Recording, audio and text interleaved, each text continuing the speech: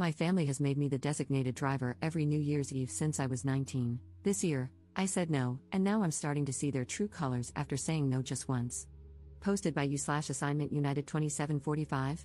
Hey Reddit, I, 26F, need some serious perspective. I'm starting to think I might be the jerk, but I still feel like I'm in the right lol. Every New Year's Eve, my family has a big party at my aunt and uncle's house, and every year, without fail, I end up being the designated driver. Don't get me wrong, I love my family, but it's starting to bug me. It's been like this since I was 19, even before I was legally allowed to drink. I don't drink much, maybe a glass of wine or a beer, but I don't get plastered. I'm fine with driving people home if they need it, but for the past few years, everyone expects me not to drink so I can drive them back. Every year, it's the same, "Oh, can you drive? You're not drinking anyway." I always say yes because I don't want to let anyone down. Fast forward to this year's New Year's Eve. I told my family ahead of time I wasn't going to be the designated driver anymore. I just wanted to enjoy the night, have a couple of drinks, and not be responsible for getting everyone home. I even told my cousin, who usually gets really sloshed, that I wasn't driving this year, and she was fine with it. When I got to the party, it was the usual chaos, people drinking, laughing, and having a good time. I was enjoying myself, but around 11, my cousin came over and asked if I was ready to drive everyone home. I reminded her I wasn't driving tonight, I was here to enjoy the party. She looked at me like I was crazy and said, "Come on, you always drive. Don't be a beach." Which, like, WTF? I tried to explain calmly that I wasn't being a beach, just that I wasn't going to be the chauffeur anymore. Then, my aunt overheard and pulled me aside. She lectured me, saying, "We all agreed last year you'd be driving. You know how much we rely on you.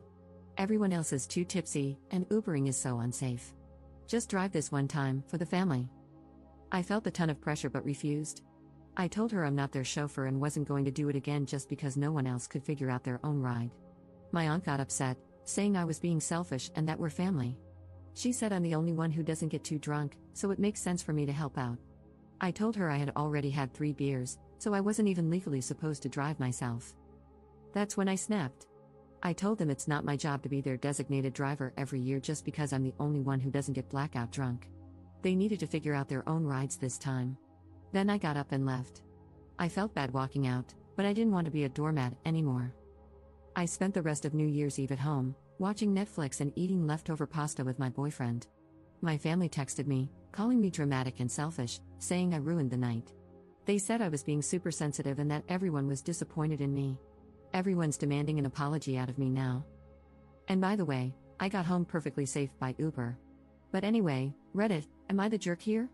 Relevant comments. Commenter. You are not the jerk. Your family is gross. But why didn't your boyfriend spend New Year's Eve with you? Ops response. He's a nurse and had a shift that overlapped with the party. He could have potentially come, but he was exhausted and wanted to go straight home to take a shower while he waited for me to get back. Another reason I didn't want to be the designated driver was that I didn't want to stay out too late because I wanted to see my boyfriend. Commenter 2.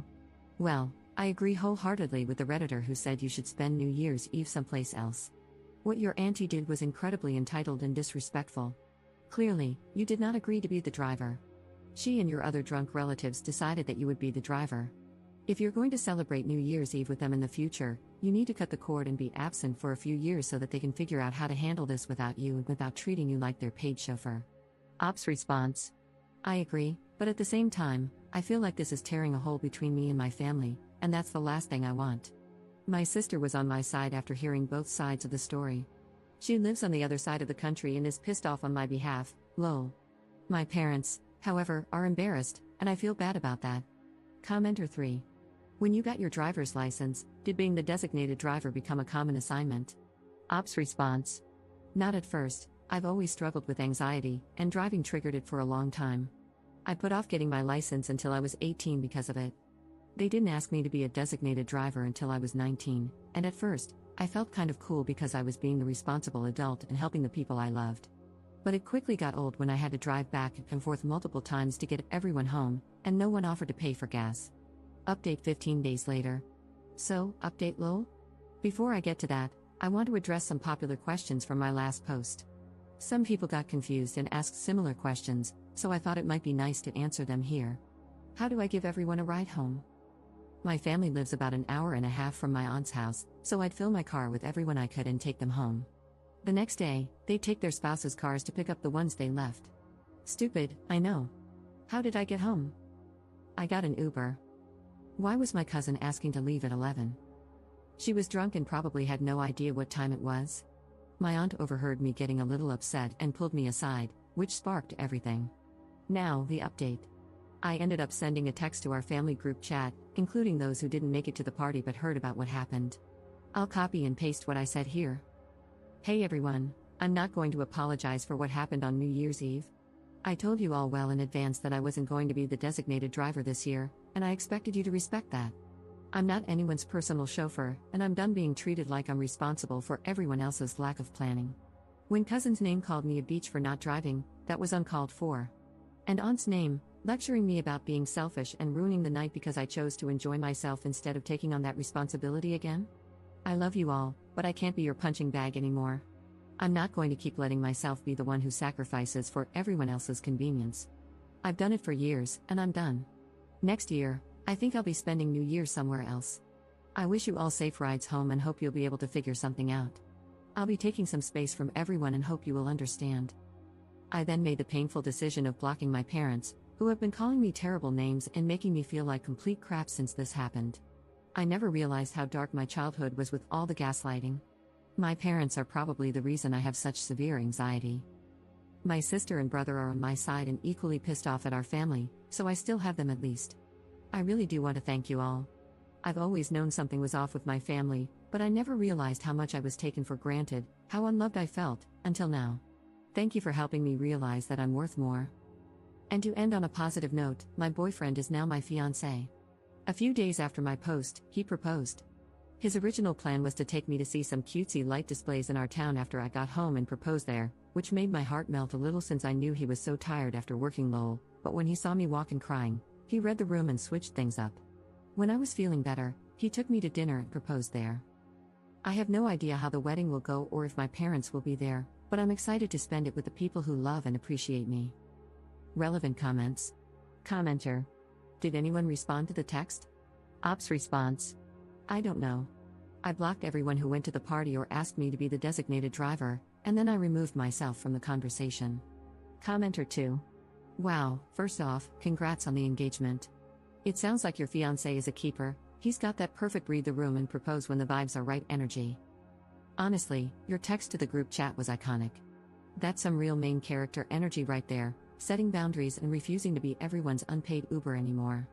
I'm glad you stood your ground. You deserve better than being treated like a backup plan for their poor planning. The fact that your parents doubled down with the gaslighting just proves you made the right call by blocking them for now. That's a tough move, but it sounds like you're finally putting yourself first, and that's huge. And shout out to your siblings for having your back, sounds like you all are the real MVPs of the family. As for the wedding, focus on the people who truly support you. You've already got your siblings and fiancé in your corner, and that's a solid squad. The rest can figure themselves out. You're starting this new chapter surrounded by love, and honestly, that's all that matters. Ops response. He's the best, he's always had my back with my family. He wanted to come with me to the party to support me because he thought they might act up, but I knew he'd be tired after working, so I told him not to worry about it.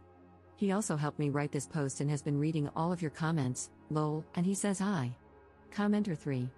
Congratulations on everything.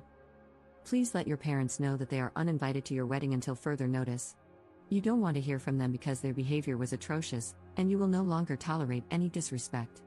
Ops response. They don't even know we're engaged. I posted it on my Instagram, but they no longer have access to that or my number.